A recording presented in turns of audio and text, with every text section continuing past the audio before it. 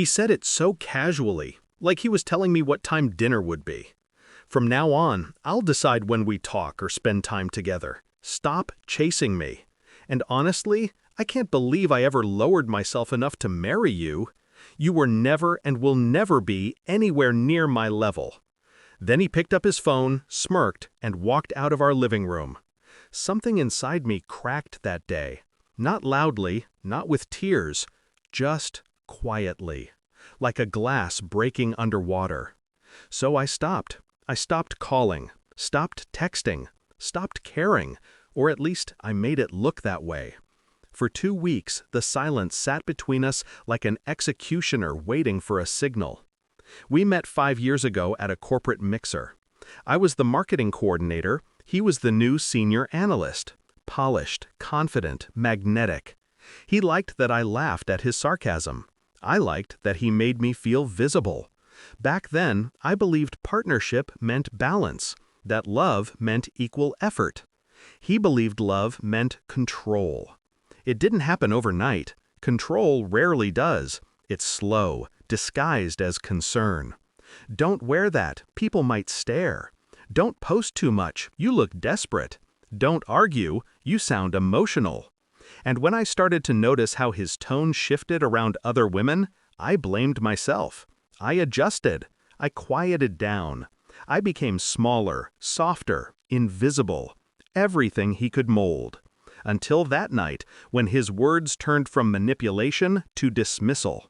And I realized, if I stayed silent for him, I could also stay silent against him. The first thing I did was check our joint accounts. He didn't know I had online access. I handled all the bills. What I found wasn't surprising, but it was clarifying. Hotel charges, Uber rides at 2 a.m., a jewelry receipt, not for me. I didn't confront him, not yet. Instead, I took screenshots, printed copies, forwarded them to a private email. Then I opened a new account under my name only, transferred half the savings, legally mine, and began rerouting my paycheck. Quiet, invisible, precise. The next step was work. My manager had always noticed how I handled crises. So when I casually mentioned wanting to lead a new project, she offered it without hesitation. I stayed late every night that week, building both my future and his downfall. He started noticing my silence by day 5. "Why are you so cold lately?" he texted. I didn't reply. "Are you seriously giving me the silent treatment?" Still nothing. By day 10, he called my office twice, left voicemails. The tone had changed. Less arrogance, more confusion. I smiled when I deleted them. That's the thing about control. It needs attention to survive. Starve it, and it panics. By week 2, he was waiting at my office lobby. Perfect suit, forced smile, desperation hidden behind charm. "Can we talk?" he said. "I've been thinking, maybe I was too harsh. You know I didn't mean those things." I looked at him like he was a stranger asking for directions. "I'm in a meeting," I said, walking past him. And I was. Just not the kind he imagined. That afternoon, HR finalized the paperwork for my transfer to the regional branch. A higher position, different city, same company. My resignation letter from our marriage would come next. The night before I left, I came home one last time. He was sitting at the kitchen counter, scrolling through his phone. The same man who once told me I was beneath him. He didn't look powerful anymore. He looked lost. "You've been different lately," he said cautiously. "Is there someone else?" I almost laughed. "Yes," I said softly, "me." I slid an envelope across the counter. Divorce papers. Inside were printed statements, hotel receipts, and one small photo of him and his mistress leaving a bar. His face went pale. "Where did you—" "I learned from the best," I interrupted. "Control, remember?" He started to speak, but I'd already walked upstairs. I packed the last of my things, my books, my certificates, my dignity, and left before sunrise.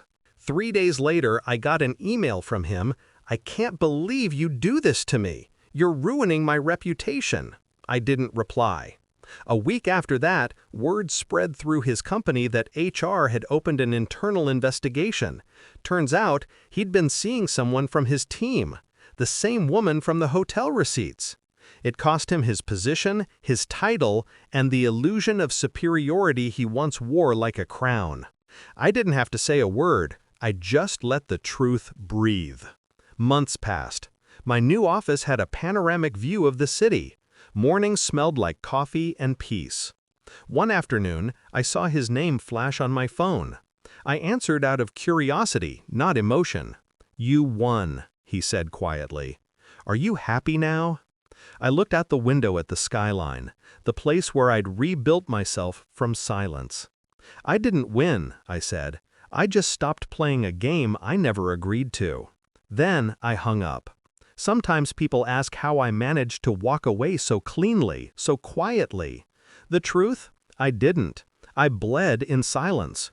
Every night I stitched myself together with restraint, reason, and the kind of strength that doesn't scream, it whispers. But silence, when chosen, is not weakness, it's strategy. He once told me to stop chasing him, so I did.